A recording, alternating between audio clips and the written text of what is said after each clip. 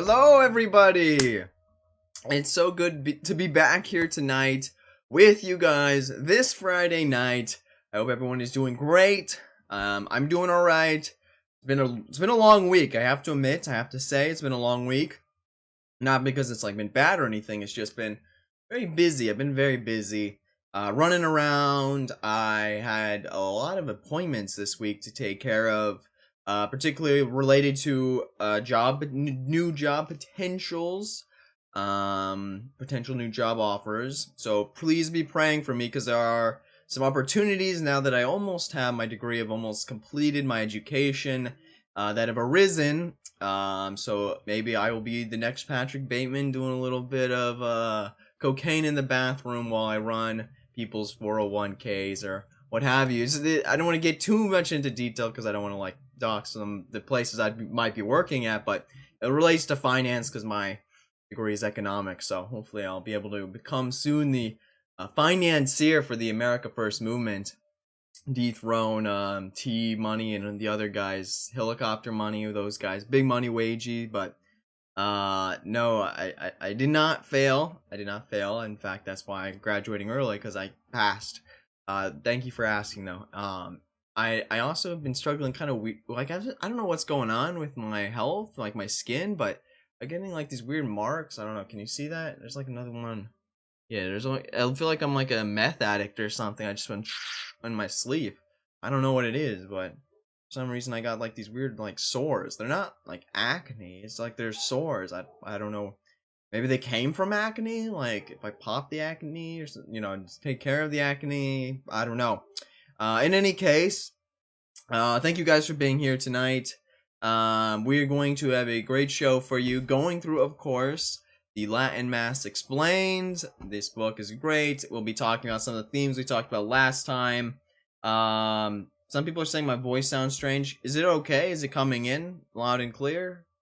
Does it sound deeper or something? Because I just woke up from a nap, so sometimes my voice gets lower if that happens. But in any case, I have been a little tired.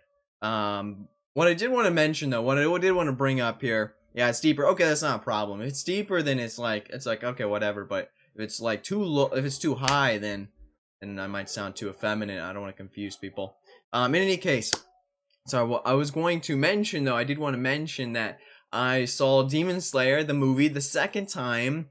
This time I saw it with Oswald. Many of you guys know him. He's a good friend of the show here. And it really was a good movie. It was really one of the best movies I've seen in a long time. And so I wanted to talk about it again. I don't know if you guys have seen it. The last time I kind of give this very broad, these kind of platitudes that would apply so that there was no spoilers.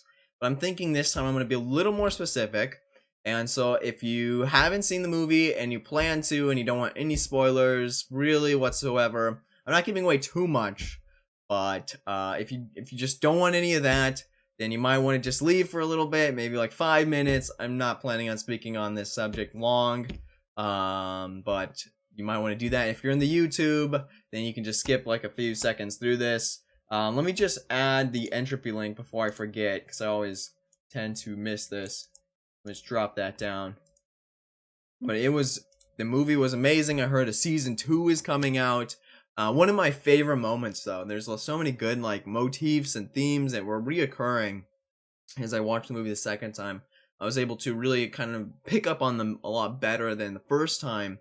The first time you watch something, you're not sure what's going to happen, and so you're more plot focused. But the second time, you're more focused on the symbols and the symbology that's going on throughout the movie.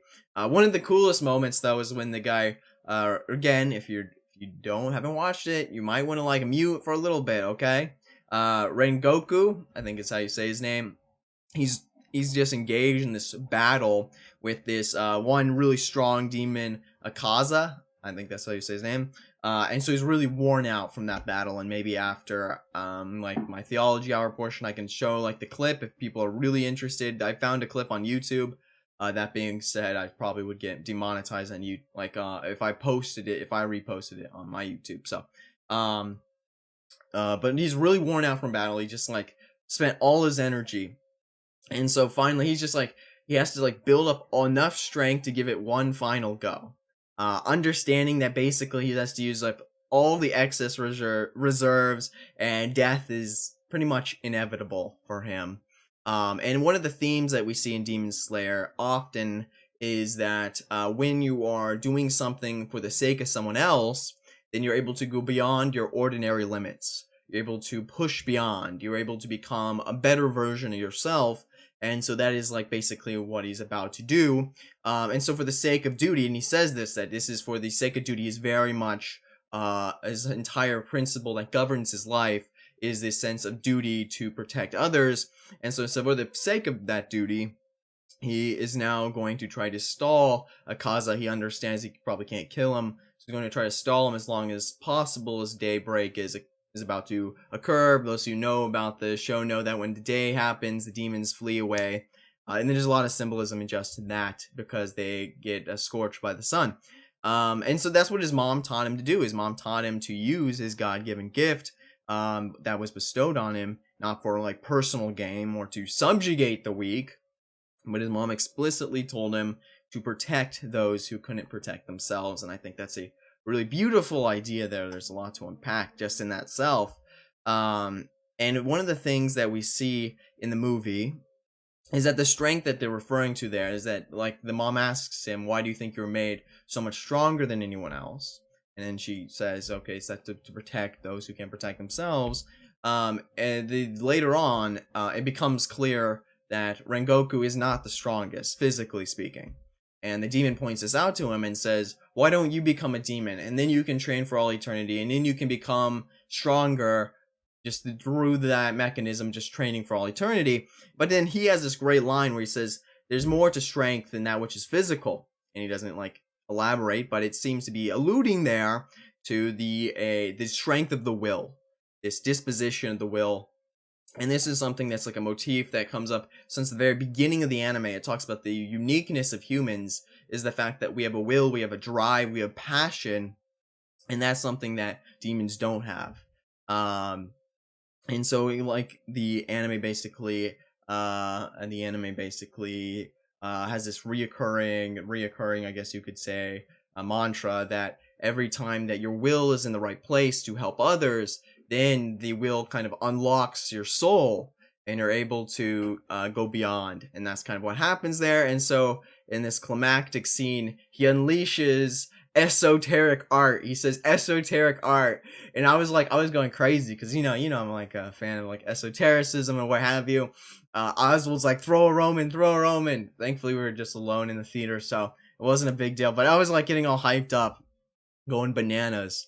Because people don't realize, man, our ancestors in Hyperborea were literally practicing it, okay? It's like a lost art form, esoteric art. And basically, in the anime, his will unlocks, his subconscious unlocks, and out comes like fire. And this is supposed to be kind of like denotes, in the anime, it's like literal just fire comes out, and then it consumes his like entire body in this gushing flame, and he become one with the fire. And that obviously gives him a lot more potency. And the fire travels up his arms and goes all the way to his fingertips. Now, the point of actual esotericism, to be unironic here, and I really thought this was interesting, because I was meditating on like the actual purpose of esoteric practices, and it's basically to unlock our soul. That part of us which is divine, you could say, that part of us which is uncreated, the part of us which is God-given, the intellect, the immaterial part of us, is to unlock that and have that be the driving force of our will. To unlock that and have God at our fingertips. And that is why it is through the sacraments, it is through this that we experience the process of theosis, deification, that we become like God. God became man so that we could become like God, basically. And so now we have God at our fingertips. And we are basically been elevated to a higher spiritual plane. In the anime, he was elevated to this higher, you could say, physical plane of existence and to fight or whatever. But in our case, we were elevated to a higher metaphysical plane of existence. And this is what St. Paul talks about when he says that we have to pray without ceasing, is this state of mind in which we are entirely in harmony with the divine principle that is the governing principle of our life, and therefore we become deified, the divinization of our soul. This is something that a lot of the church fathers spoke about, and it's something that's very esoteric. That's something I thought was interesting. No, one more. Now spoilers are not quite over. Got one more.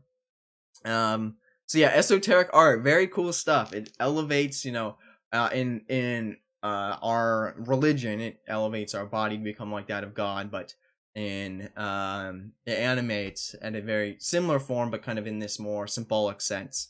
There's another cool scene though, and this is the last one. I'm only going to talk about 2 scenes. I shortened it. I was thinking about just doing a whole episode on it. I was like, no, I can't do that. There'll be too many people who aren't going to be able to watch. So this is the last one though. There's another cool scene where this kid, he has tuberculosis, and for that reason he's given into despair and despondency, and for that reason he kind of just throws his life away.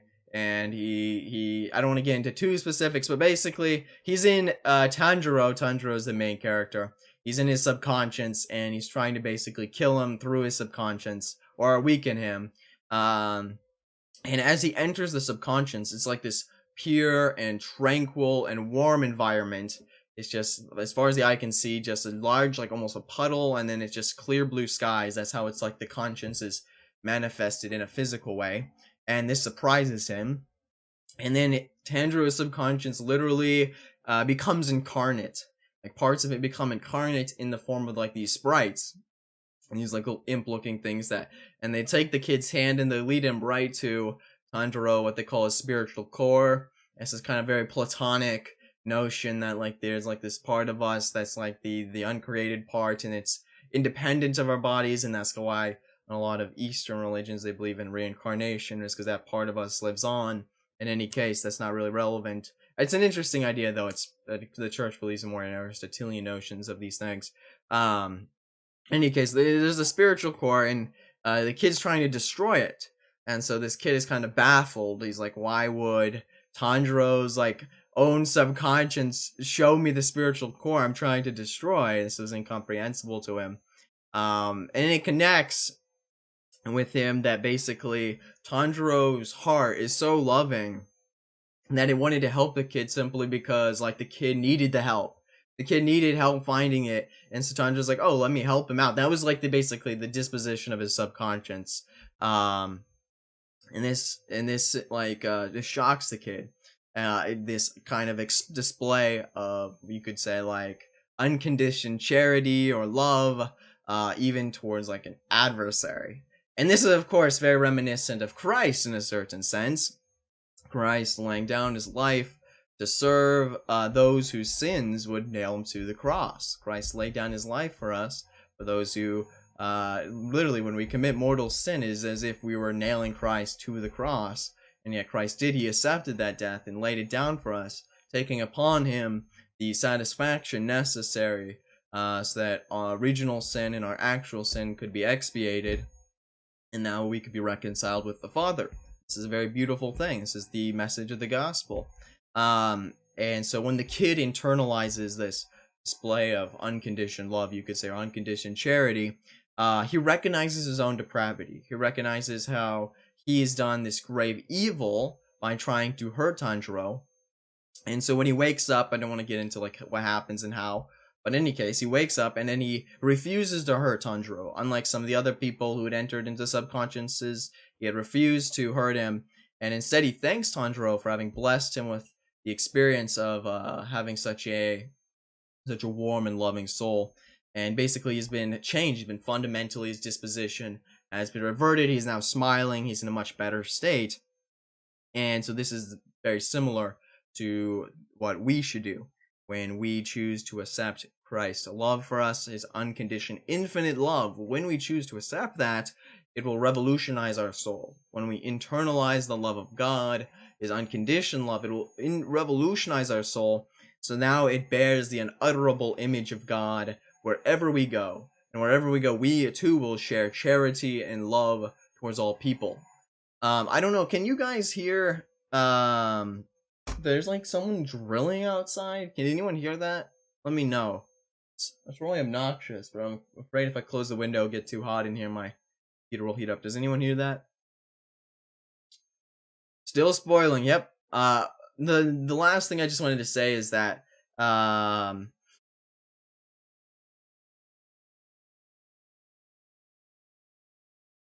okay, so people, it sounds like people can hear it. Let me just close the window real quick. I'll be right back. 1 second.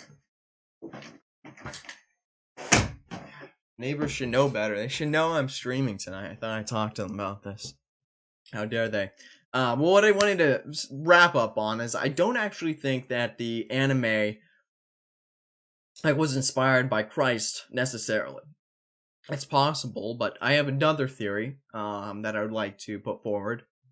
And it's in general, though, it is because of themes like these. It is because of this emphasis on, for one, this esotericism. I just thought that was cool. But then the second part with Tanjiro and this unconditioned charity, this is very, a very Christ-like thing. This is obviously promoting true virtues. And so we are again vindicated as weebs that anime truly is the medium through which I think anyone who's reactionary or traditional should be consuming entertainment. I think we're, again, vindicated in that.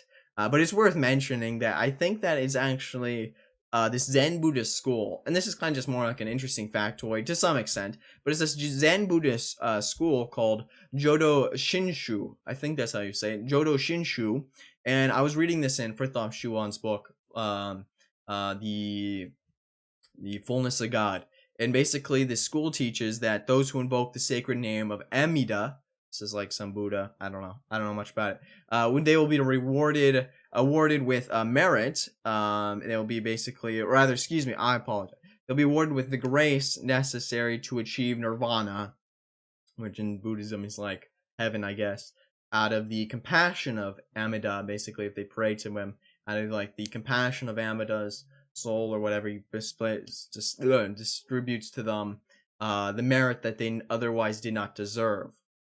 And that was what I was trying to get at there. And so you can just see automatically this concept of unconditioned grace or unconditioned mercy. And so this is something that is similar to Christianity. And so there's kind of this these themes which are perennial in nature. These themes that exist in other like religions and contexts. Of course, with the cross, it is most perfectly and most beautifully exemplified. That is why we know our religion is true, because this theme, which probably lives in the consciences, or maybe more explicitly of all men, and as it manifests itself in various other religions, it manifests itself most perfectly in Christianity, because we are the true religion, of course. But yeah, I would say it is part of the perennial wisdom, and it's something that various traditional societies have always kind of understood, was that this idea of the highest form of strength was the protection of the weak, and the highest form of love was an unconditioned form of love. And that is why anime is based, is because the Japanese, their cultural zeitgeist is subconsciously promoting traditional values, the values that are traditional to Japan, whether that be Shinto or Buddhism, which are going to be more aligned with our values than anything the Jewish Hollywood liberal media and press is going to release or to promote or to put forward. So that just kind of wraps up there all my thoughts now. I won't say anything more unless I watch the movie again. Then I might have to say more on the movie. But for now, I think that'll wrap things up there. If people have questions, I will definitely answer them at the end. If you submit them through the entropy link, then I will be able to see them. Otherwise, I might miss over them. I'm looking at the chat to make sure, but no, I don't miss anything too much. But that is a great way, though, to donate or to ask your questions to the entropy link. With that being said, now we're going to transition to the main part of the show here, the part where we talk about theology. So I apologize for that little actually, I don't apologize. That was a good digression. I think I did it. I said some important things there. But we are now moving forward and talk about this book, The Latin Mass Explained, going through the Latin Mass, differentiating it from the Novus Ordo, both in terms of the words, which we will get to next week for sure. This week, we're probably not going to get to starting the actual words of the Latin Mass, the actual root, like the prayers at the foot of the altar or the Asperges May. That's where it starts off. But where we will get to tonight is we're going to wrap up the sacred vestments, or rather the things necessary for the mass, like the chalice, the pall, etc. And then we'll get to the sacred vestments that the priest has to wear and what it signifies, because everything has almost always some historical meaning, a symbolic meaning, as well as a functional purpose. Nothing is done superfluously in the Latin Mass. Nothing is done in vain. And it is the mass of all time. It is the mass the church has always used. And so my goal, my objective is to promote it, to help people understand it, to see the beauty of it, so that when they approach the Latin Mass, they will be better equipped to receive the graces that come with assisting at Mass. So without further ado, let me just minimize the screen here. I have some pictures that will help me tonight. All right, so here's some pictures that are going to help me tonight here. Okay. Get my notes here. I don't want to miss anything. Okay, so we're talking about the altar vessels. Last time we talked a little bit about the stuff that's actually on the altar. Tonight we're going to be talking about the altar vessels. To begin, we have the chalice here. Thank you, they told me the copyright. So this is the chalice. This is usually what it would look like pre-Vatican II. After the Second Vatican Council, the rubrics for the chalice, I have no idea what they are, but I know that they're not the same as they used to be, because they used to be pretty strict. For example, the inside had to be made of gold. The outside had to be adorned with some precious jewels, and the outside was usually supposed to be made of gold or silver. And this is just to show reverence and respect, acknowledging that the blood of Christ at the consecration, the wine under the veil of wine, the species of wine, it would become for us the blood of our Lord Jesus Christ, his body, blood, soul, and divinity. And so kind of to prepare, there's something that's fit for a king is to use precious metals like gold, and like precious jewels. It's also supposed to kind of look like the Holy Grail. A lot of people don't know about the legends of the Holy Grail, but I was actually reading Rene Guénon's book, Symbols of the Sacred Science, which he goes into it, and there's a lot of things I didn't know. For example, the Holy Grail was actually fashioned by angels in heaven out of gold, according to legend. And it was after Satan, he was one of the seraphim, he fell from heaven. He had some gem that was in his forehead, it was said, and that when he fell from heaven, that gem fell to the earth. And the angels used that gem and they placed it back into the Holy Grail. And then it was given to Adam and Eve. And Adam and Eve sinned. It had to stay in the garden. Later, it was recovered by Ham, I believe. It was recovered by Ham. And then it would just been kind of hanging around for a while. Kind of the history goes blurry, goes a little dark. And then, of course, Jesus uses it at the Last Supper. It's the first example of the chalice being used at the Last Supper. And then later it is again used by Joseph of Arimathea once the soldiers pierce the side of Christ to see if he is truly dead. And out bursts water and blood, which is very symbolic. The water representing baptism, the blood representing the body and blood of our Lord Jesus Christ spilled for us for the forgiveness of sins, and the fact that it would be used in the clean version at every sacrifice in the world in the Mass. The blood pours into the Holy Grail. And then it goes kind of missing again, and it was believed that the Knights Templar was in search of it and looking for it, but a lot of their records were unfortunately destroyed, mainly due to the crackdowns by King Philip IV, I believe, and it was the Knights Templar was unfortunately disbanded in 1312. It was the last probably esoteric Catholic group, overtly esoteric Catholic group left. So unfortunately, the esoteric history of the Holy Grail has kind of been hidden now. It's kind of gone underground, so maybe one of you guys will be able to put all the lost pieces together. But that's not really relevant, because at every single Mass they have their own chalice that is supposed to kind of represent the chalice that Christ used, the Holy Grail, and it's supposed to have some precious metals, some precious jewels to adorn it, and it's also supposed to be consecrated by a bishop. No chalice can be used unless it is consecrated by the bishop, and it is never to be touched. I know nowadays, it's with Like there's like lay people that are touching they're like the what are they called, extraordinary ministers, the ones who like help to give out communion in the Novus Ordo. This is a huge liturgical abuse, and I guess this one I haven't really brought up too much now I'm thinking about it, but this one is huge liturgical abuse you see all the time. Originally they are called extraordinary ministers because it was only in extraordinary circumstances that you would have to use them, like if a bunch of people rush the altar. But even then I don't think they should be used, but that was what the original rubric said, post Vatican II. But now it's like every single mass they have extraordinary ministers to distribute communion, and these are lay people who are touching the body and blood of our Lord Jesus Christ directly, either touching like the actual host or touching the chalice. And this is a grave issue before Vatican II. If you touch the chalice, if you're a layperson, you'd be ipso facto excommunicated. And that's like today, the only things that you can do that be excommunicated for, like ipso facto, meaning latate sententia.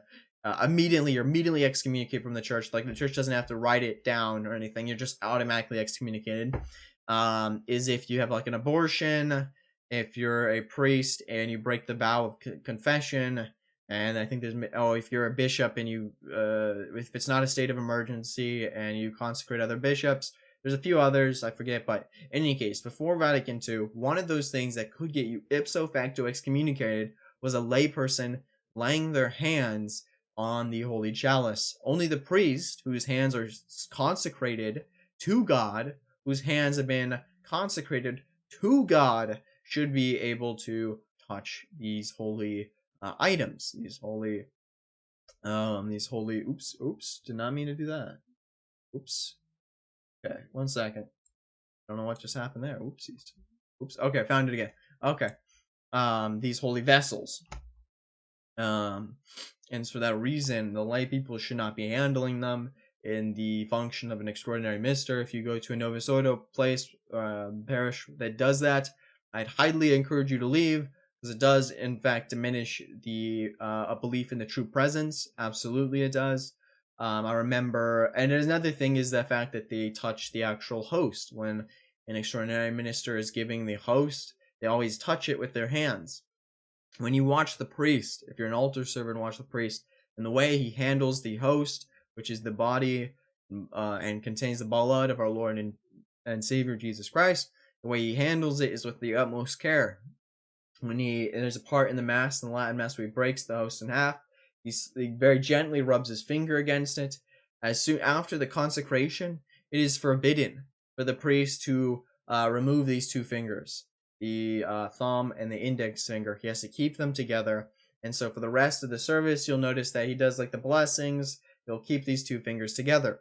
Why is that? Is because these two fingers were the ones that touch the host, and for that reason, if there was like, for example, some like bits of crumbs, if there was some molecules of the body of our Lord through the species of bread that was residual, that remained on his fingers, they didn't want any of that to be like fall on the ground or to be discarded in some unholy or unworthy manner.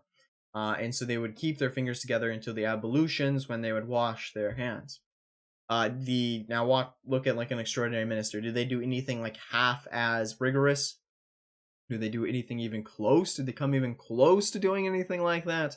They don't even wash their hands after they distribute Holy Communion.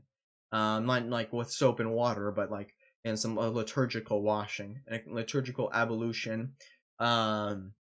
They don't do something like that, and this is like a serious issue. This is a grave abuse, and it's one of the reasons why we see the loss of faith that we do in the true presence of Christ in the Eucharist.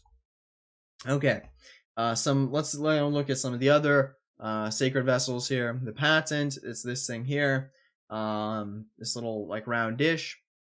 It's a small dish. It contains the precious host. In the first century, people would take a host from this really large, like flat, like almost like a plate, like this large flat plate called like the patena. I didn't write it down. It was in the book, but patena, yeah, the patena.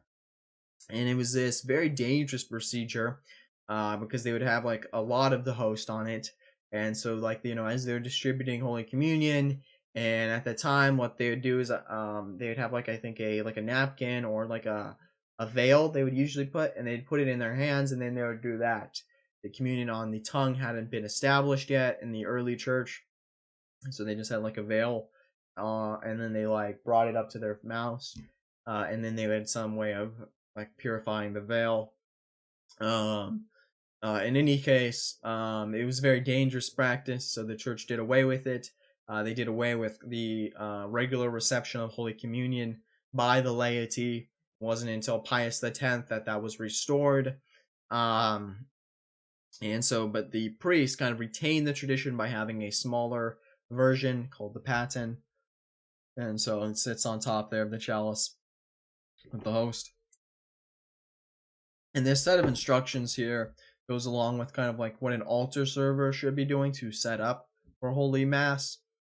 Like usually if they had to deal with the chalice, they'd either not touch it or to wear gloves. Usually I just never even touched it though. But if they had to like set up beforehand, because oftentimes like the priest might have been running late from doing confession, so they would have to set this thing up, because the priest just comes in, and when he comes into Mass, he always holds this as he walks in, and it contains everything needed to perform the holy sacrifice there. The other an item that's not on here is called the ciborium. The ciborium, it looks like a chalice, but it's kind of more bowl shaped instead of like the chalice being more cup shaped. And it's able to contain like all the small hosts that are used for the regular reception of Holy Communion by the laity. It has a conical like covering to it, and it's surmounted with like this little cross. And according to the rubrics, if it contains the precious host, it must have a veil on top of that. So long as the food of heaven must be veiled. And you'll notice when the priest is time to receive Holy Communion, he'll usually open up the tabernacle, and you'll take out the ciborium, and then he'll genuflect and he'll distribute that to the faithful. And so the ciborium is rarely ever going to be used for like a liturgical purpose during the Mass, because usually those hosts have already been consecrated. Another like vessel I did not bring into this picture is the monstrance, but I'm sure almost everyone has seen one. Monstrance, it kind of looks like the sun radiating, and that's intentional. It's supposed to look like the sun to remind us that Christ is both the Son of God and the light of the world. And in the middle is like this little glass cover, and there you put the Holy Eucharist, and they use it during benediction.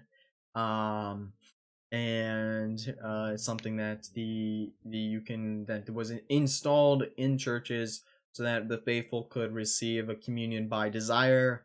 They could receive a spiritual communion. A lot of these practices that the Latin Church developed was in direct need of the faithful receiving the graces that come from Holy Communion, but before the like Pius X, the regular communion reception had not been standardized. And for that reason, the laity needed some way to receive those graces, and so the church instituted having the monstrance and benediction, so people could take a communion by desire, or spiritual communion, when you gaze deeply into the Holy Eucharist and ask Jesus to come into your heart. Basically, the same metaphysical effects of receiving Holy Communion occur in a spiritual way.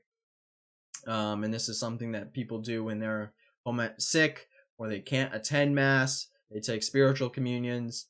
So this is something that still exists in the church to this day.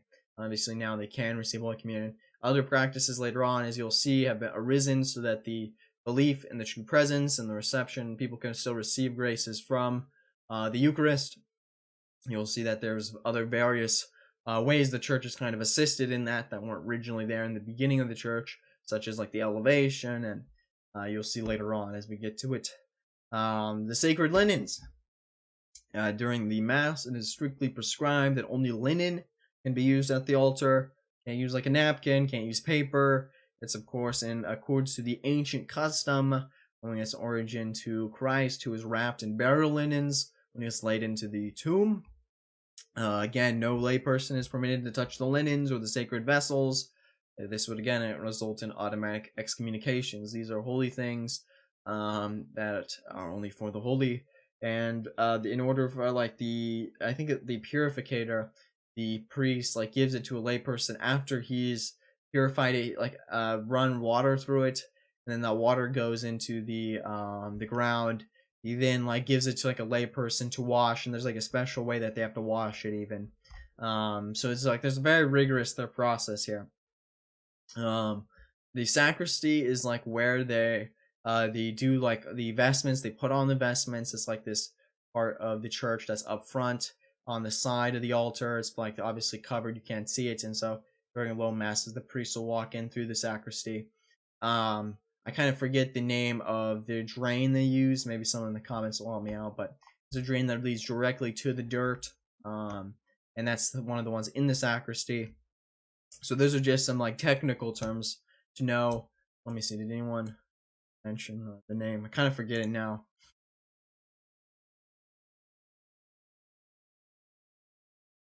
Okay. Not yet. Okay. If anyone knows it, let me know because I forget what it was. They have it in the Novus Ordo mass churches too. Like that's not unique. The pall, or rather, let's talk about some of these sacred linens here. The pall is the veil which covers the chalice to keep anything from falling into it. And the corporal, it used to be long enough that it could do this, but it had to be changed. And the pall, they now actually put like a piece of cardboard or something like stiff in it so that it's like remains solid. So they put the pall there so that nothing falls into the chalice, basically, is the goal. The corporal, where's the corporal? There it is. The corporal is right there. So I guess probably should say them in order than they appear here. That's probably a better idea. So first you put the purificator on it. The purificator is just this white linen cloth. It's used for the priest to wipe his hands at the ablutions. And it's to wipe the chalice and to also wipe his lips after he receives the holy sacrament. So that none of it like remains on him. And then you would put on again the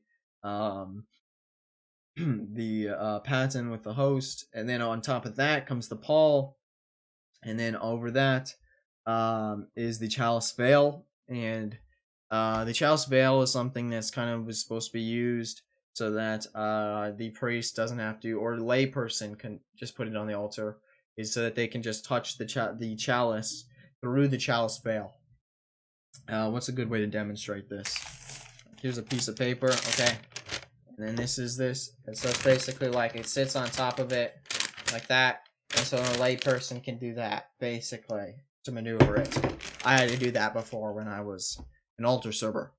So that's the chalice veil there, and they usually embroider that with a cross. It looks pretty cool.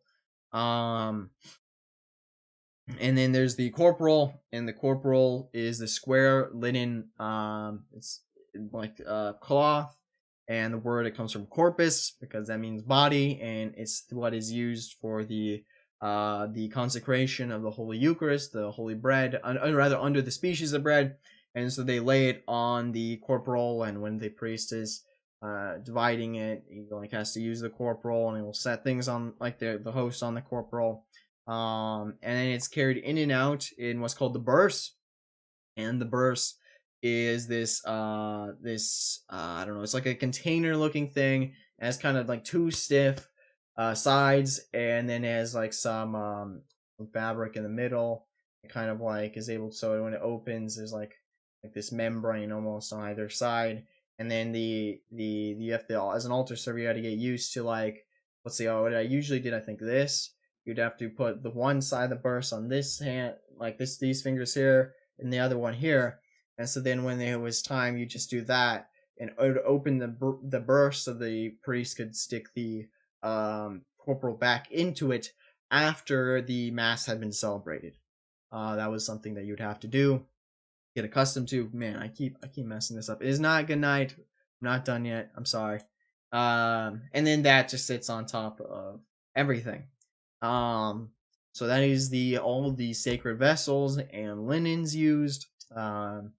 And so yes, these did make things more ornate. That is part of the reason for it. There's also a lot of liturgical functions that all of these have.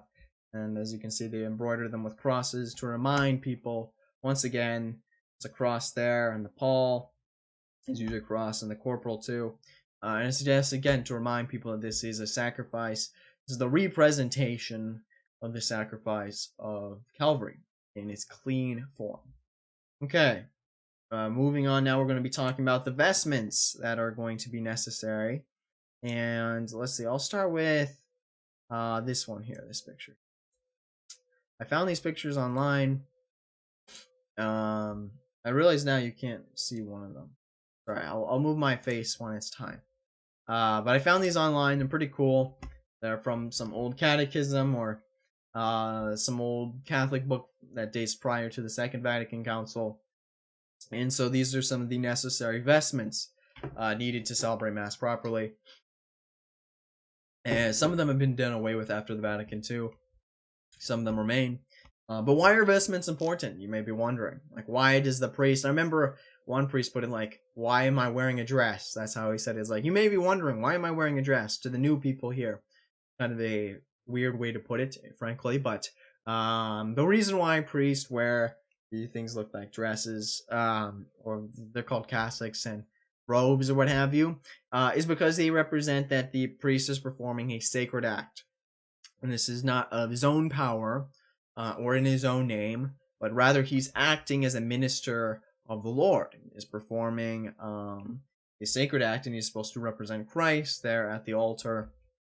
And every civilization, regardless of whether it's Shinto, Buddhist, Muslim, whoever the holy leader is, whoever the Brahmin is, or the Imam is, or the Shinto, the shrine priest, whoever it might be, they always wear the ancient Jews did this, they always wear something unique. They always wear some unique, and it's usually ornamental, and it's supposed to designate that they are not acting in their own name, but rather the name of someone higher.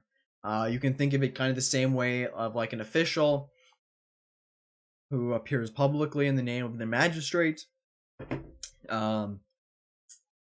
In our very neoliberal world, probably you could think of like a policeman or something like that. They wear a uniform, right?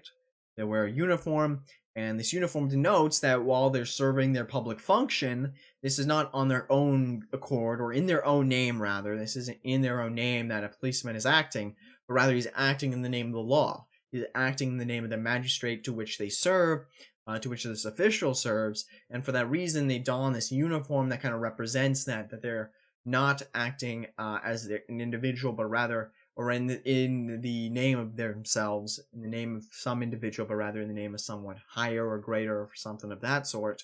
And so the same concept applies here to the priest, who has to don this almost this uniform to be prepared so that he can represent Christ at the altar.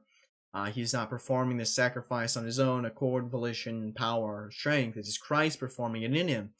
He's just there as the altar priest to represent Christ. So when he goes to the altar of the Lord, he's no longer acting, like I said, in his own name. And so he's not to, it would be unbefitting. It would be unbefitting of him to dress in ordinary clothing. In ordinary casual clothing, regardless how nice it is, it would be unbefitting of him to do that. And so the church has adopted certain vestments necessary to celebrate Mass.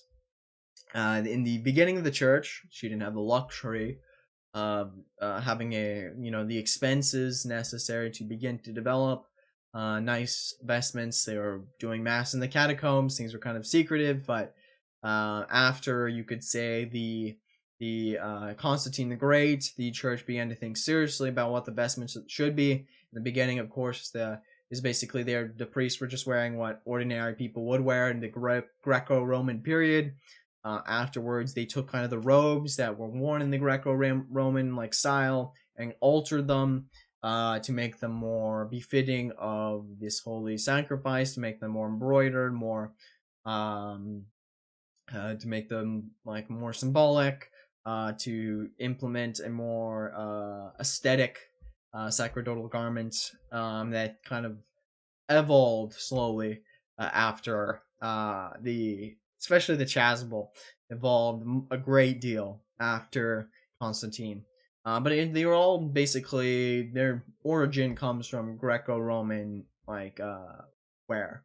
Greco-Roman like attire. Basically, that is the origin. It's just been adapted to the needs of the church based on both functional purposes and symbolic purposes. And before the priest does like any of these 6 vestments, he has to say a prayer. The prayer was usually going to be read quietly by the priest, and for that reason, you don't really see the priest saying it. Even if you're an altar server, he kind of just stares at the prayer card, which is unfortunate because the prayers are very beautiful. They included them in the book. For the sake of time, I'm not going to be able to read those prayers out, but you should definitely look into them. They're very beautiful prayers that the priest has to pray. Like when, for example, when he's putting on like the chasuble, he prays that God would anoint him with the ability to be charitable or something to that extent. There's very beautiful prayers that are accompanied with him donning these garments. So first, the priest will wash his hands in the sacristy, and this just symbolizes being purified before he enters into the holy place. Every religion has some expression of ablution, or basically purification through water. Whether that be in ancient Israel, the priest had to wash himself. Even in African religions, they have to take a bath before they do anything sacred. Shinto, I'm just more familiar with that religion. That's why it's on my go-to example of other religions. But even in Shinto, you have to wash your hands and in your mouth in the ablution well that is there at every shrine before you can come in. It's very symbolic. So the priest will wash his hands first. And then he'll put on the amice. And the amice is this thing here in this picture. Let me see if I can zoom in. Yeah, this is the top 3 here. So that's him putting on the amice. You can see it goes over the shoulders. The priest would usually like put it like this. I think he like would put it on his like, it was kind of weird. He like put it on his head, and like I don't know if that was just to fit it correctly so that it was even or what. And then he would like swing it over, put it around, and then it would cross over. The straps would cross over his waist, and he would tie it. And the amice basically serves to hide his bare throat as a very functional purpose. And it's there to basically make sure that his perspiration doesn't soil any of the other vestments he puts on, because the church spends a lot of money on her vestments and doesn't want them to be ruined. So for that reason, he puts on the amice. That's like the kind of the functional purpose of it. As well as when you're wearing a lot of these vestments, especially in a very tropical region or a region like California, it can get really hot very quickly. And so it makes sense that you might be sweating a little bit. So the next, he puts on the alb. The alb is just like a loose-fitting like garment. As you can tell, it's obviously supposed to look like a tunic, or it kind of comes from the Roman tunic, and it symbolizes the chastity of a priest. That is why it's white. And it also represents the white robe that Herod had given to Jesus to mock him, before he was led away to be crucified. And so yeah, this is like a tunic that was very popular with the Romans back a long time ago. It's oftentimes going to be around the fringes. It's usually embroidered, or it kind of looks like what are they called, like your grandma might have them, like the doilies, I think they're called. You put like cups on them. They kind of have that like doily pattern. I'm sure most of you know what I'm talking about. They have like that pattern that is around the edges of fringes of the garment to make them look more ornamental. The alb is very loose fitting, and for that reason, he has what's called the cincture. It's this long belt or cord, and it fits over the alb and kind of constrains it, keeps it in place. So that the alb doesn't like impede on his movements. He doesn't want to trip, obviously, at the altar. And it reminds us of the cords which bound the Lord as he was taken prisoner by the Jews, as well as it represents the mortification of the flesh and its vices. This is the symbolic meaning of that. So he puts on the cord there. The cord then hangs down to like it usually should hang down to around his feet. Then he puts on what's called the maniple. The maniple is something that only comes on during the Mass. When it's not time for the Mass, he must take it off. Which is why when the priest gives the homily, he takes off the maniple. And and it's basically like a fancy handkerchief. That's basically the way to describe it. It was almost never used like as an actually like a handkerchief. The priest has the purificator. That's basically what he uses at the altar. But in previous times, people of nobility, they would have some kind of ornamental handkerchief, and it was off. It just signified someone of a high rank. It's kind of a weird fashion thing, but we have weird fashion things too nowadays. So in any case, apparently back then in these ancient Roman Greco period, they would carry around themselves these ornamental handkerchiefs that just signify their high rank. Obviously, a priest is there to represent Christ, who is the highest rank. It also represents that the priest is not to come empty-handed when he's to appear before God, before heaven. Because when the priest enters into the Holy of Holies, basically, or enters into, when he ascends up to the altar of God, and he begins the Mass, the sacrifice, he's basically is the conversion of heaven and earth. It is this the mingling of the two realms, the celestial and the terrestrial. And it is at this point that the priest is kind of symbolic, represents that he cannot come empty-handed in the presence of God, but he must bear the fruit of virtue and obedience. That's how the book words it. He must bear the fruit of virtue and obedience as he comes appear before God to perform this holy sacrifice. The maniple is, again, it's not really used. It's kind of just ornamental, and it must be taken off when during the homily, because that homily or the sermon is not part of the Mass. That's very important point. I think a lot of people don't know. It's not a part of the service or the Mass, and for that reason, the priest should also take off his chasuble. And sometimes it's kind of impractical for him to do so, and so he only takes off the maniple. The next thing he puts on is the stole. The stole, as you can tell here, is like this long band, and it's made of silk. It's probably one of the most fancy garments that the priest wears, as the whole thing is embroidered. The fringes usually have some type of I don't know what they call yarn or something. I don't know, but they have some, as you can kind of see the picture there. Oh, I just realized you probably couldn't see the maniple because I was covering it. Oops. That's what the maniple looks like. There you go. Sorry, I forgot. My camera was in the way. Alright, so there's the maniple there. So then he's putting on the stole, and it represents the yoke, taking on the Lord's yoke, basically. The Lord said, my yoke is sweet and my burden is light. You should take up the yoke of the Lord. So that's kind of what it represents. A yoke, by the way, is like something that went over an oxen's head. They will keep it kind of in place to control it. They tie like a rope to it so that they can direct the oxen. They usually, I think, would have the yoke over 2 oxen. They kind of kept them together, I think, if I understand correctly. And the priest, he crosses it, which is different than the Novus Ordo parish. The Novus Ordo, they don't have the amice or the maniple. They do have the rest, though, but they don't cross it. The priest just wears it straight down.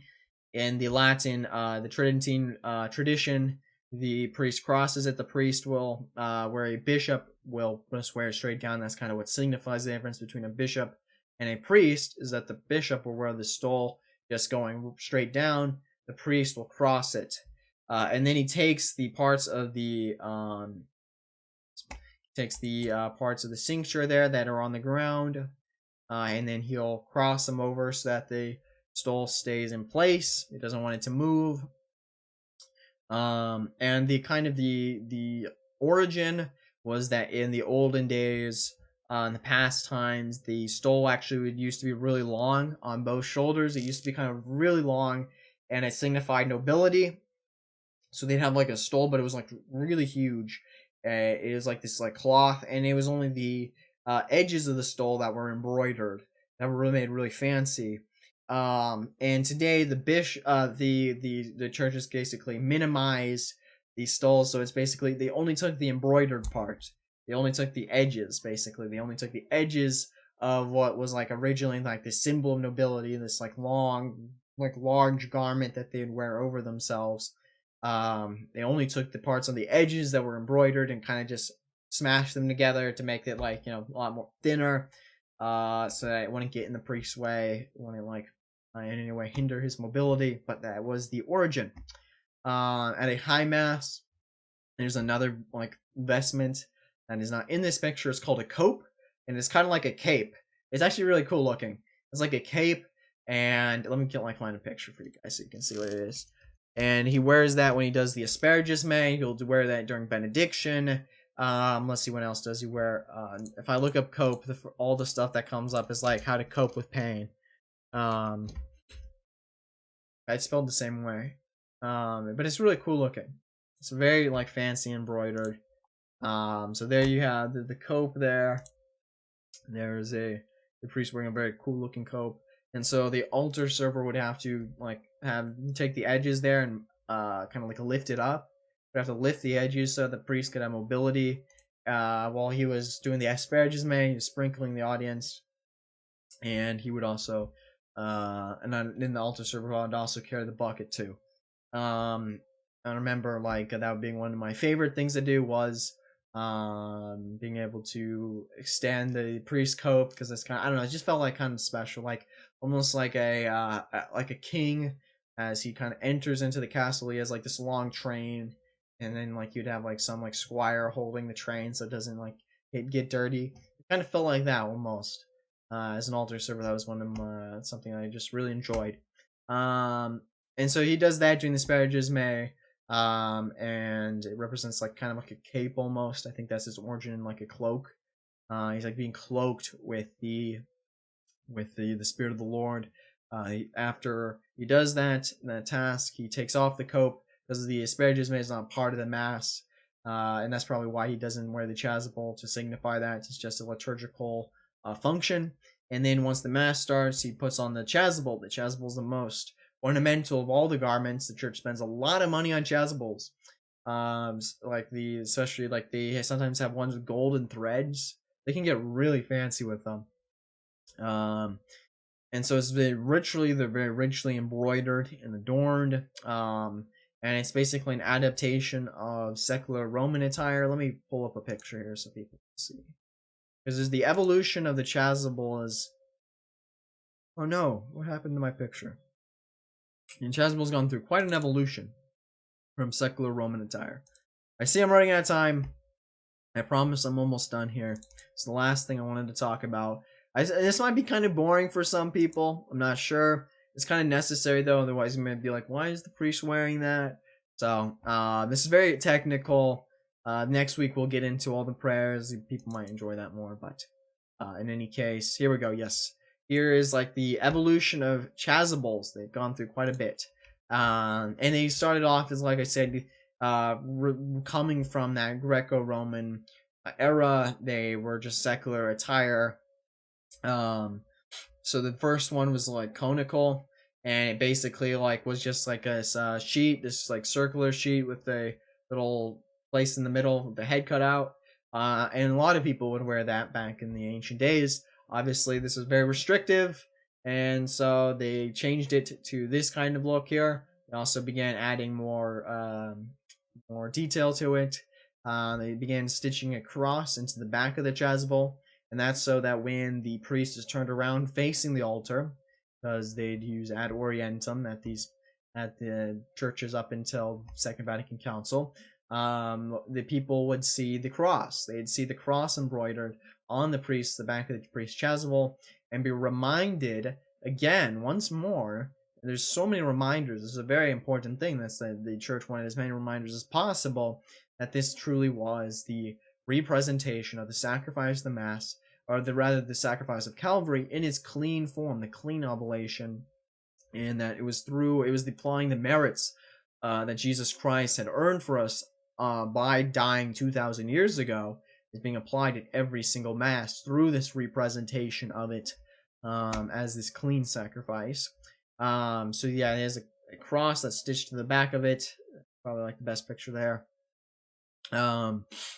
And also represents the fact that Christ had to bear the cross as he walked up the hill to Mount Calvary. Was it Golgotha? I think was the name. Mountain he had to walk up, Golgotha, and as he was like walking, he had to carry his cross on his back, which I'm sure was very painful. considering that he had just been whipped, I think 39 times, and for that reason his back was an open wound, and these crosses were not well sanded, so I'm sure he was getting a lot of splinters, and it's a very heavy cross. These aren't like light. Part of the reason why Jesus fell 3 times, and they needed who was it, Simon, to help him out with it, I believe. Um, and so for that reason, it kind of represents the fact that the priest has to carry the cross along with Christ, that we all do. We all have to take up our cross and follow him. But particularly the priest, since he's there at the altar representing Christ. It's also represents the purple garment that Christ wore when he was standing before Herod. Herod put a purple garment on him to mock him. Purple is the color of royalty, and so he said, "Oh, you think you're the king of the Jews?" So he put like a purple garment on him to kind of mock him, something like cloak or cape or something to that effect. Something similar in nature as the chasuble. So the chasuble also reminds us of that as well. The inner color must be white. The inner color of the chasuble is to be white, and this represents interior purity, like this internal purity and innocence. This can never be put aside, basically. That's why the chasuble always has to be white, because it can never, the purity of the priest and his disposition can never be put aside, but always must be preserved under the cloak of charity. That's the way the book words it, and I think it's very beautiful and poetic that the innocence, the purity of the priest must be preserved under the cloak of charity. That is why the chasuble represents charity. Charity be just coming on and bestowing the priest, being able to cover the priest, almost his entire body, just envelop the priest in charity. And then this is a very heavy garment. It is for that reason, because it's a heavy garment, that it keeps the interior side from ever showing. You're never going to see the interior of a chasuble, and basically it's containing that purity. It's keeping that purity contained in a certain sense. As you can see here, going kind of back to the evolution of the chasuble, the next kind of innovation was the Gothic chasuble, or rather the Gothic. I kind of messed this up. I see. The conical came first, and then the Gothic one. They kind of cut off they kind of almost flipped it over in a sense, because it's like an upside down triangle now. And it basically, they made so that the arms, they didn't have, the priest wasn't struggling to move. It was very restrained. So this is the Gothic chasuble. Again, it's kind of conical shaped. This is the ample chasuble that came along a little later. I think most of the Novus Ordo chasubles are kind of made to look like either an ample chasuble or even a conical chasuble. So I remember some traditionalists making fun of the Novus Ordo chasubles, and for good reason. Some of them are very ugly looking, though some of them wrongly assume that the fiddleback, which came around in the 16th century, is literally something that came around the time of the Renaissance. That they even after the Renaissance, in fact, it came around in the Baroque period. They assume that one's more traditional or more ancient or something like that. The Gothic chasuble is my go-to, frankly. I'm a big fan of the Gothic chasuble. I think it's very beautiful and ancient and antique. So I think this one is very cool. During the Baroque period, the church made some really fancy looking chasubles, and they basically took out the entire part that goes over the priest's arms. It's called the fiddleback there. That's the one you probably will see the most in most parishes that celebrate the Latin Mass. Lots of the priest has lots of unrestrained movement, and it's very important, especially when the priest is doing the incense. He's incensing the altar. There are 2 times when the priest has to incense the altar, and as altar servers, our job was to help. We usually put our fingers in the part of the chasuble, this part right here. Let me make sure. Can you guys see it? Yeah, you guys can see it, right? So they put it right here, and then when the priest, and it was supposed to be so that when the priest kneeled, you would lift up so that the chasuble didn't restrain the priest as he was kneeling. Though it was one of I've altar served at several different locations. that had the Latin Mass. One of the locations, they told me to put my arm under the priest's elbow, so it doesn't even make sense. But in any case, that was supposed to be the reason, is that like when the priest kneels, you're supposed to lift it up so that the priest doesn't some of the chasubles are really heavy, and so it can kind of get like force the priest down or something like that. And so that it's supposed to be like to help with the weight. Though most of them aren't as heavy as they used to be. But when it comes to the Gothic chasuble, it really does have a very important significance. I remember I was serving Mass for, I think it was like a Franciscan friar. He was doing the Latin Mass. And I was kind of just doing it the way I usually did with a fiddleback. Like I was kind of barely lifting it up. And then I looked over at the other altar server who was much more experienced than I was. And he was lifting it really high. And I realized because the priest needed mobility. The priest needed to be able to incense the altar, which is like the more important purpose of why the altar server should be touching the priest chasuble. So I was like, oh, okay, that's what I'm supposed to do. So then you like lift it up high so that the priest can easily incense the altar, doing the thing. So that's kind of the history behind that. That concludes tonight's talk, I believe. Let me see if there's anything else I'm missing. Oh no, I'm wrong. I forgot to talk about the colors.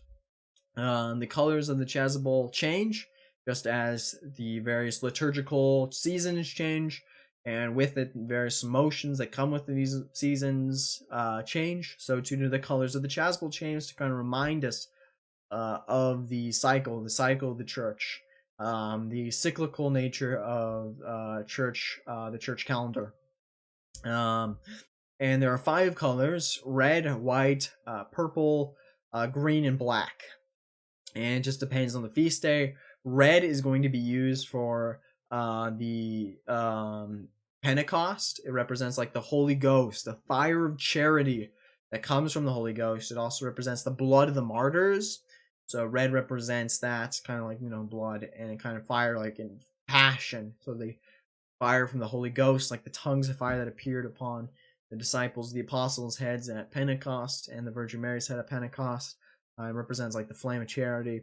White represents like purity, joy, innocence. It's going to be used at the feast days of ordinary saints, as well as Eastertide and Christmastide, days of rejoicing. Sometimes gold can be used as well. Green is going to be used. It represents new hope. Kind of represents new birth. Like when we think of green, we think of like spring. We think of growing grass. We think of something that's flourishing, right? And it also kind of represents our longing for heaven. So it represents hope and new birth. And the green chasuble is going to be worn from the Sundays after Trinity Sunday, or from Trinity Sunday onwards until Advent, as well as from the end of Christmastide to the beginning of Lent. During that season, they also wear green. Violet, it signifies humility. It signifies penance. It signifies kind of very somber attitude. And violet is used at Advent and Lent.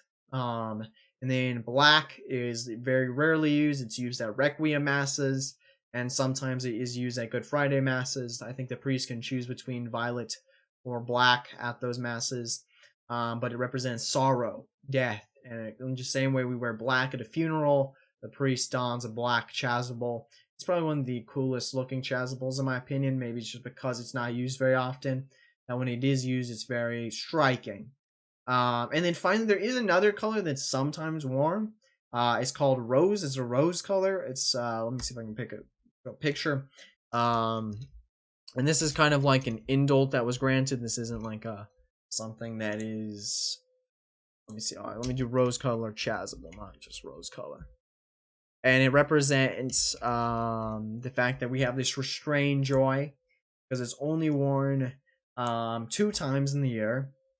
The first time is the 3rd Sunday of Advent and the 4th Sunday of Lent. Basically, right before the last Sunday of Advent and right before the last Sunday of Lent, or which is Palm Sunday. Right before Palm Sunday and right before the last Sunday of Advent, we wear rose to say that we're basically more than halfway through this time of penance. And so it's like this, we're joyful that we're almost halfway through, but we're also still restrained, we're still sorrowful. And the reason why it's a rose colored is because with every rose, roses are very beautiful, but they also have thorns. Roses are very thorny. With every rose comes a thorn. And so we are like this restrained joy. And this one, what they call it, Gaudete Sunday, or Latare Sunday, I think is the other way sometimes it's referred to as. But on those particular Sundays of the year, they wear this rose-colored chasuble. It's very beautiful looking. Oh, I just realized you guys can't see it. I'm so dumb. Apologies. There you go. This rose-colored chasuble, there you have it. These are all kind of... This is kind of like the Gothic-looking chasuble right there. So yes, it's not pink. Do not say pink. That will trigger Catholics. Do not call it pink. Call it rose-colored. That will definitely make people upset if you called it like pink. So it's not pink. It's rose-colored. And so there you have the vestments and the colors and all the significance there. All the symbolism and its history and function. Hopefully you've learned something new, gained some important insight. No, I'm not going to start over, Tucker. You missed it. So hopefully you gained some important insight. Hopefully you didn't miss it. Hopefully you learned something new or cool or something meaningful.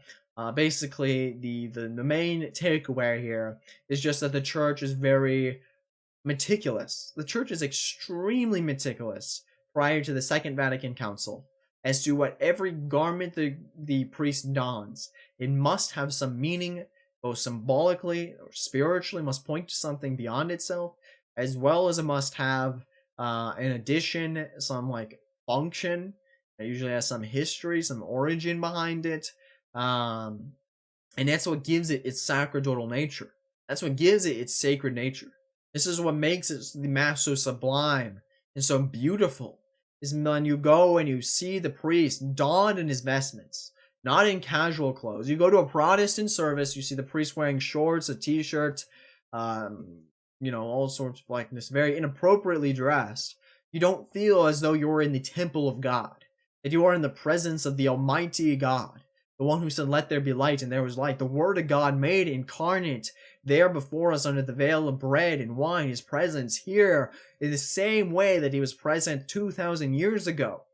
And so when the priest dons these exceptionally ornamented, beautiful garments, it elevates and reminds us that truly we are witnessing something magnificent, something mystical, something that is sacred and that cuts to our very core, very being. That is all part of the beauty and sublimity of the holy sacrifice in the Mass, is enveloped in the very garments the priest wears, in the colors that the priest is manifesting in this particular feast day, when the priest carries in the pall, the purificator, the burst, all of these things, all these ornamental things that all have their place and their purpose, and to elevate and to inspire and to excite the faithful to piety, so that they can get more out of the Mass, so that they can better assist at Mass.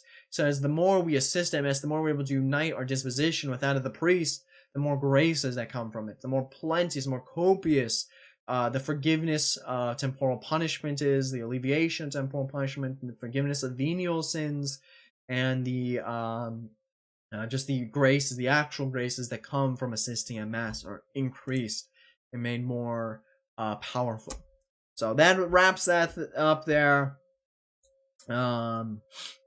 If you didn't watch the whole thing, definitely watch the replay. If you're interested in the sacred vessels and sacred vestments, that's what we talked about. Some of them definitely were not using the Novus Ordo Missae. I think a lot of you guys can kind of already tell which ones those might be. Okay, let me check the entropy link here. And then we will, let's see, what are we doing? I guess I'll just open up the Q&A. If you guys are interested in watching anime, certainly we can. We got some time. We are a little behind. I think though people wanted to start a new anime. Just let me know. Thank you so much to Winston Fujimori for the donation. He says, I know, 3 times. He says, I know. Okay, I hope you know, big guy, if you repeated that many times. He says, I know the quote, "This is not, I do not give out financial advice" thing, but thing people say. But if you were me, what crypto should I invest in / buy and put in my wallet? Thanks. you should just invest in anime writers. That's what you should invest in. You should invest in me. I think I'm a very safe asset to invest in. I think there might be a little risk to it, but huge returns. Huge returns if you go long on anime writers. Do not short anime writers. Go long on anime writers. Huge returns one day when we make it big and anime first becomes a big thing. Then I'll look back and Winston Fujimori will be like, I knew that guy. So I think you should invest in anime writers. That is my best advice, and that is financial advice. And that's so funny when people say, I don't give financial advice, and then they just proceed to give financial advice. It's like, do they not know how these things work? It's not like, oh, I said I didn't give financial advice, therefore I can do whatever and say whatever I want. It's not how the regulations work. It's just the regulators don't care about most people, unless maybe you're like Nick Fuentes or someone with a large platform. I saw some people like Rice like, this is not financial advice, but we should all short GameStop. Like, okay. You're not gonna get in trouble because they don't care about, some retail dealer, but still. Besides, I don't do crypto. I only do I think what's called the carry trade. I take out yen because there's negative interest rates in Japan. I shouldn't really tell people this because it's a way to make a lot of money really fast, but I basically take out loans in the Japanese yen, and then I place that yen. I transfer it over to Australian dollar. The Australian dollar is really depreciated, and so then I put it in their banks, and they kind of have high interest rates for savings rates. So then I put it over there, and so then I pocket the difference, as well as given the fact that the yen usually appreciates and the Australian dollar depreciates, you kind of make an extra boost. You manipulate the markets a little bit. You know what I'm saying? It's called the carry trade. That's the only thing I have a desire to get into because it sounds really easy and it sounds like a way to make a lot of money. It sounds really easy. You don't have to do anything except for transfer funds. I'm waiting till COVID ends though because the carry trade market unravels usually when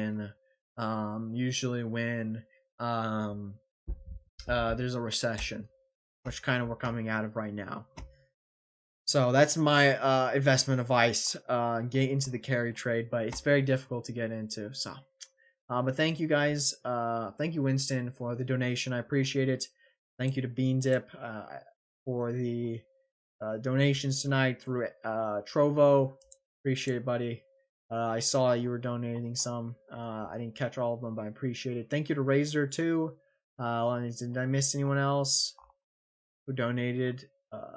Winston, it looks like, as well, maybe. So thank you to all of those guys. Appreciate it. I do miss Bean Dip's comments. Obviously, I don't he doesn't need to feel pressure to donate through Entropy or anything like that, but I do miss his quotes. He used to have some good quotes for me to read. Any questions you guys have? I'll now take some questions from you guys. If I understood any of what AR just says, is Decker, I'd be rich right now. LMAO. True. You would be. You would be rolling in the dough if you understood it, which is why I had to get an econ degree so that I can get the money. It took me 3 years of studying, intense studying, so I can understand it, but this is how you make the money. If everyone understood how to do it, then no one would be wealthy. It'd be like, it's like when everyone's a superhero, nobody's a superhero, like Cyclone said. So I shouldn't give away too many secrets. Nasuno says the IRS would like to know your location. The IRS, yeah, I just finished my taxes actually. I was right on time. I submitted them on Sunday last week. I wanted to get them done earlier, but I couldn't find one of my W-2s, and so I had to painstakingly go through all this, the old company I worked through. It was Whole Foods. I had to work through their entire system of red tape to find exactly my W-2 where my W-2 was located. It was an absolute pain. Yes, what's your question, Harkin? So yeah, if you have any questions about the substance of tonight's material, if you have any questions about the vestments used at Mass or anything related, what we spoke about, or any other general theological, economic, philosophical questions that you may have, I think Tucker might have had one. related to lying. I don't know if he still does.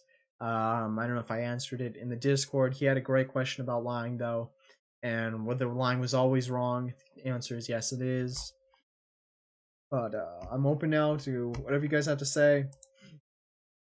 And then we will watch some anime, I'm thinking. Who's the second Dakimakura? Okay, ask your question, Tucker. Who's the second Dakimakura? Which one? The second one?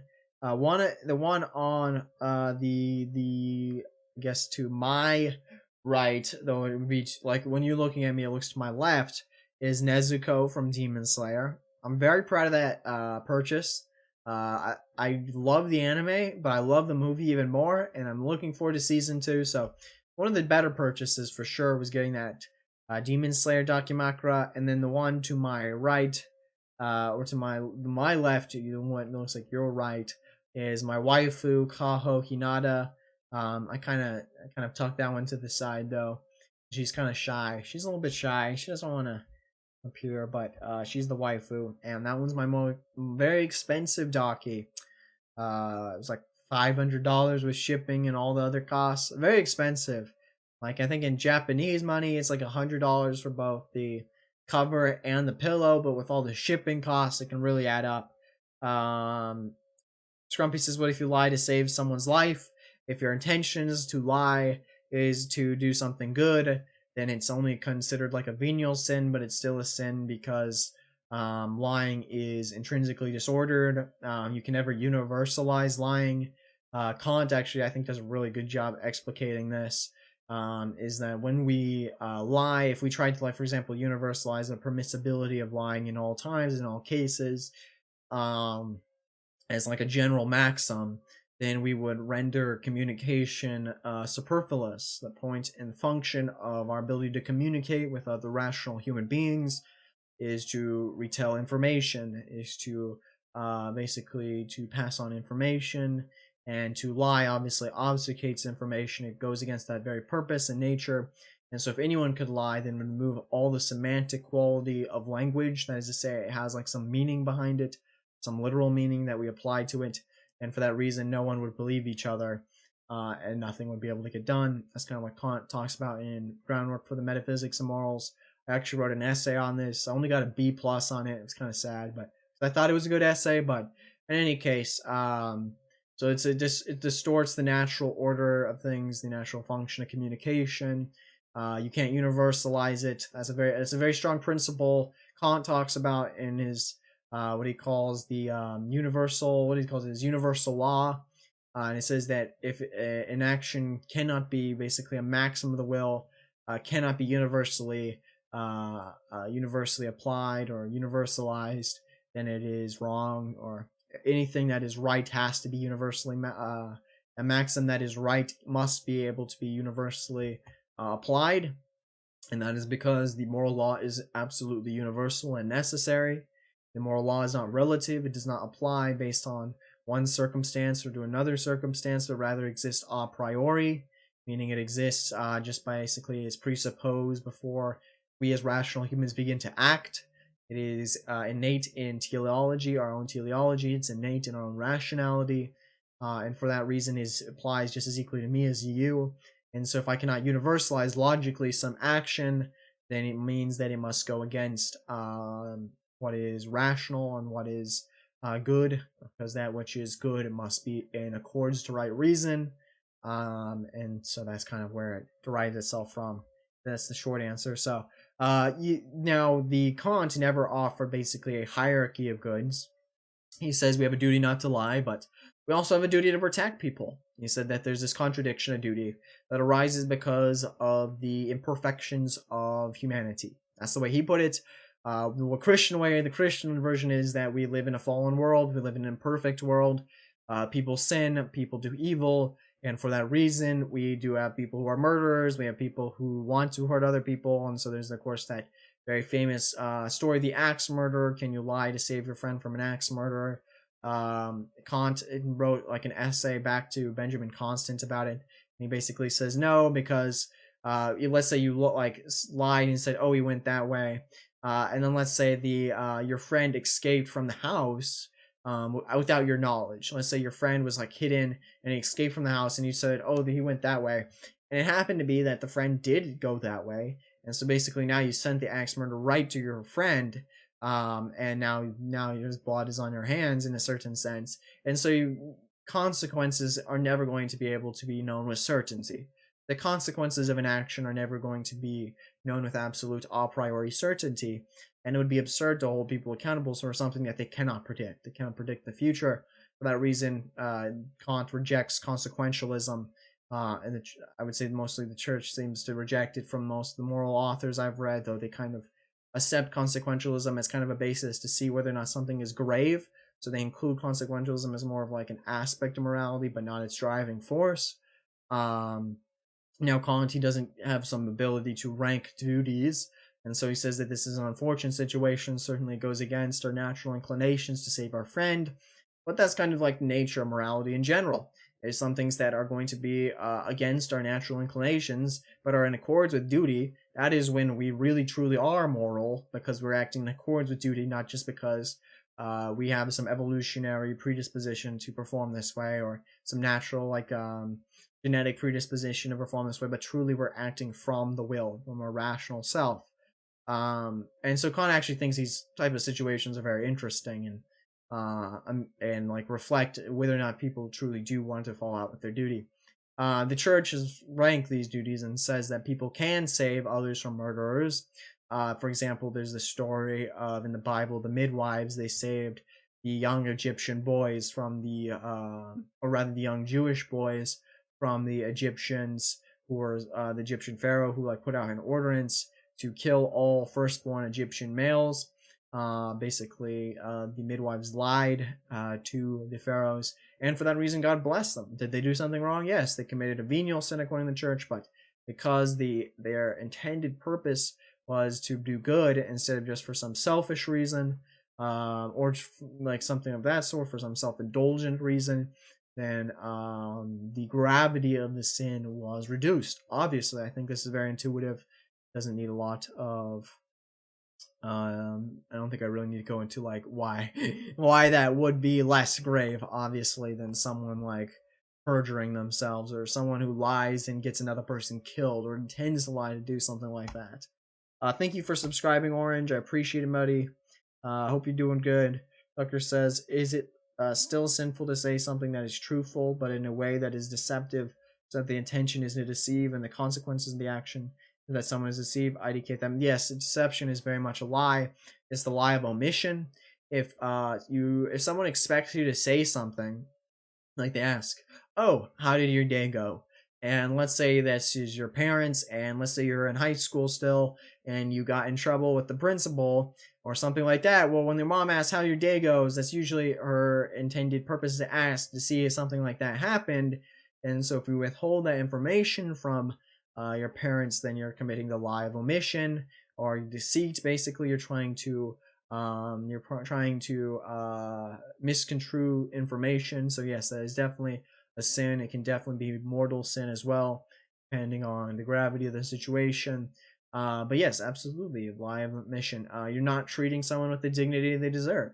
If we are endowed with dignity by our rationality or our potential to be rational beings, it's part of our essence, and then we ought to be, as Kant says in his second categorical imperative, his practical imperative is what he calls it. We ought to treat all people never as a mere means, but always as an end in and of themselves.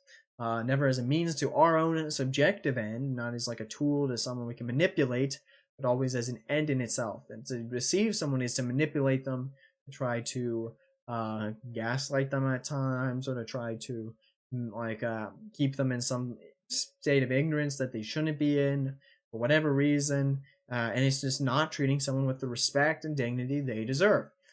This is a moral principle that I think almost all moral theologians have always agreed on. So absolutely. Orange says, what are your additions to the White Boy Summer playlist? No, I don't know if I have any good additions, because I wasn't really conscious of like music back in like the early 2000s when I was growing up. I was really just listening to classical music for most of my childhood. I know that's kind of like sounds really aloof, but that's just what like I was interested in, and that's what my parents had on. I never really got into any other type of music until recently, so I really don't have, I think, any constructive additions except for maybe like that one song "Shut Up and Dance." It's kind of I don't know, it's kind of poppy. I don't know if it's considered a white boy summer song though. I know it's like supposed to be like a white artist who are like kind of, it's kind of like that beach vibe, that kind of like frat boy vibe. We're all going to the beach. We're all got our uh like our turquoise colored like shorts on, with the button up Hawaiian shirt and tan. I think that's kind of like the archetype of white boy summer look, but I'm contributing in my own way, and that is through working out, getting strong, getting lit, getting fit and lit though. Still reading, still got to keep up on that reading grind, but getting fit. I'm actually sore from working out so much. Yesterday after work, I before I watched Demon Slayer, my friends, I worked out with a guy named James. He's a friend of Oswald and I. Some people were like kind of like theorizing who this James person might be, trying to claim that he might be someone else. But I'm not going to give any information, any additional information. All I can say is he's this Chad Aryan guy. Some people are saying he might be James Charles, or some people are saying it was other people in the Discord. But in any case, not going to give any information away about him. But let's just say he's very strong, and he's training me on how to become a Sigma male, the alpha, to realize my full potential. And so, it's part of working out is like just that, realizing my own potential, actualizing, the best person I can be. Partly is for white boy summer, just to get lit, get fit, look, good, just for the aesthetic purpose. It's good optics. I'll do some physique if I get like strong enough that I feel confident. I'll do some physique posting, but we'll see. Don't expect that anytime soon, though. Maybe not the end of summer. The nice thing about being skinny is that you can see results really fast. Like I've already like seen the results like coming in, which is kind of nice. Like if I was like fat or chubby, I wouldn't be able to do that. But because I'm skinny, then like I'm like zero body mass, like zero body fat. So literally anything is an additional improvement, which is nice. In any case, another reason too, and this is like, then I kind of want to become like a Chad, like to be like getting like bars and stuff, like hit up girls, but then like once they like think I'm gonna do something degenerate with them, just turn them down. Now that like just like make them become the incel, right? That's kind of like, it's like a kind of in the back of my mind. It's kind of like a sick fantasy, I have to admit. Kind of like what's the word, kind of vindictive in a sense, but I don't know, maybe I can like share like the gospel, like you shouldn't be a whore, you shouldn't whore yourself out, like you need to respect your body, something like that. I just think I would just be so funny though, like you work a girl up and then you're like, nah, I don't want you, just the disrespect is off the charts. They get so mad from what I've read online if you do that. So unlike men are kind of more, I think, accustomed to rejection, whereas women are not. So um, I've read some funny stories about times when men have like rejected the advances of women and women just lost it. And I kind of want to experience that, but I got to get fit. I got to get fit. It's necessary. Um, any other questions related to lying or anything else? Gregorian chants, or Nightcore. Yeah, I do listen to a lot of Nightcore. I wasn't listening to the Gregorian chants when I was a kid, but now I do. Sometimes I've been listening to more Eastern chants. I like Eastern chants. I've had my fill of Gregorian. Any other questions? And we'll let's watch some anime. Let's get some anime going here. Is King Roy here? Because I know he wanted to know what he had like a particular anime he was recommending. He's still here. Then we can check out that one. Otherwise, we'll just continue with that one anime we were watching. Okay, go to Higihiro. After being dumped, I shaved and took on a high school runaway. It says he's watching. Can I look at all the people who are watching? Is that possible? Kingroy must have muted me. Interesting. In any case, basically, this anime has kind of gotten boring. That's why people don't like it. Because like one of the girls, like all the girls like the MC now. After like the third episode, they're all in love with the MC. It seems. And we also found out like the main girl has a huge body count. So yeah, I gotta take attendance for these things. Who is really worthy of the roles in my Discord? Because I kind of base the roles on how active you are in the Discord, but I should really base it on how active you are in like the streams. That's like more important. So I should make it like if you're like really active during the streams, then like you get it like get upgrade or promoted. If you're not active, then you get demoted. I should do something like that. That's a great idea, Tucker. Thank you for inspiring me. Too bad I can't demote some people. You probably know who it is, but some people who made it all the way to the top, I can't really demote them because my account got deleted. So I can only demote people who are lower than me. Even though I guess it's my Discord still, but there's some people on the top who need to go. Who need to be demoted because they're no longer active. But thank you guys for watching on YouTube. I'm gonna sign off from YouTube now.